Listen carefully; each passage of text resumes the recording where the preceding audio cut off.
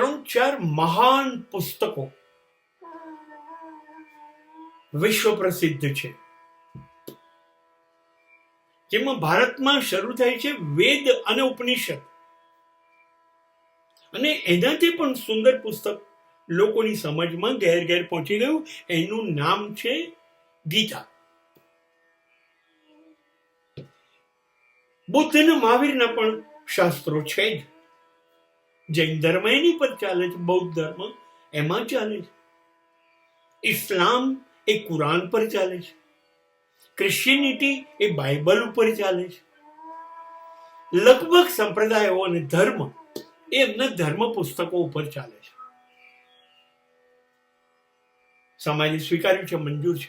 પણ હું એક સાદકડી નાનકડી એવી વાત કરું. હું સાબરમતી આશ્રમ ગયો ત્યારે ગાંધીજીને ડેસ્ક ઉપર 3 વાંદરા બેઠેલા એવું રમકડું હતું, અને મને વિચાર આવ્યો કે આટલા બધા ધર્મની ઓકાત નથી કે આ રમકડા જેવો સંદેશો આપી શકે. આ બધા પુસ્તકો એની પાસે શૂન્ય છે, અને આ રમકડું મને ઓરિજિનલ રિલિજિયન, સાચો ધર્મ લાગ્યો.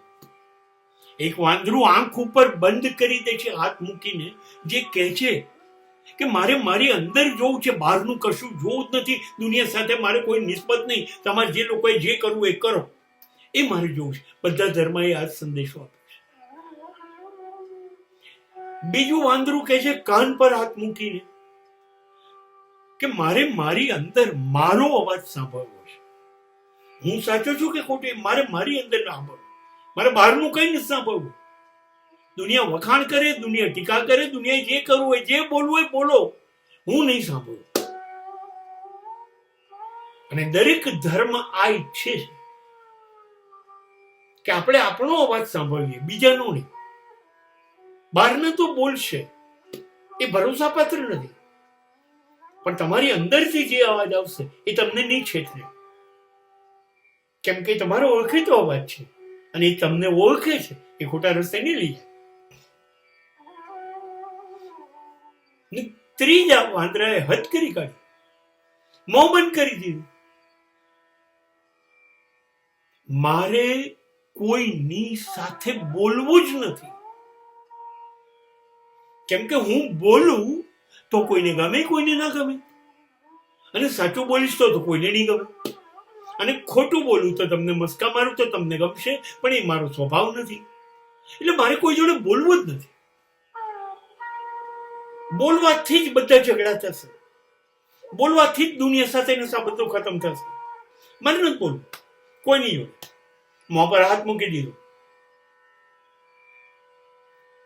અને એને ધર્મએ મૌન કર્યું.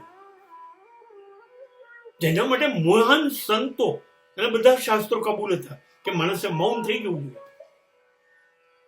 મૌન એટલા માટે થવાનું, બહાર જોડે બોલવું નથી, અને પોતાની સાથે પોતાની જોડે વાતો કરવાની અંદર.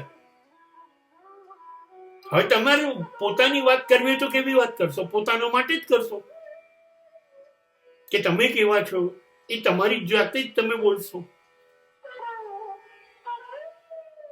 એટલે અંદર અને બહાર બંને જગ્યાએ મૌન પણ થઈ જશે.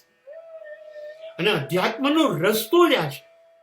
બહારનું જોવાનું બંધ કરો, બહારનું સાંભળવાનું બંધ કરો, અને બહાર મારા જોડે વાત બંધ કરો. તમે એમને જ ધાર્મિક થઈ ગયા. હવે તમારી જિંદગીમાં કોઈ ન્યુસન્સ રહેશે જ નહીં. એટલે મને એમ લાગ્યું કે આ વાંદરું જે છે, રમકડું, એ બધા ધર્મનો સાર છે.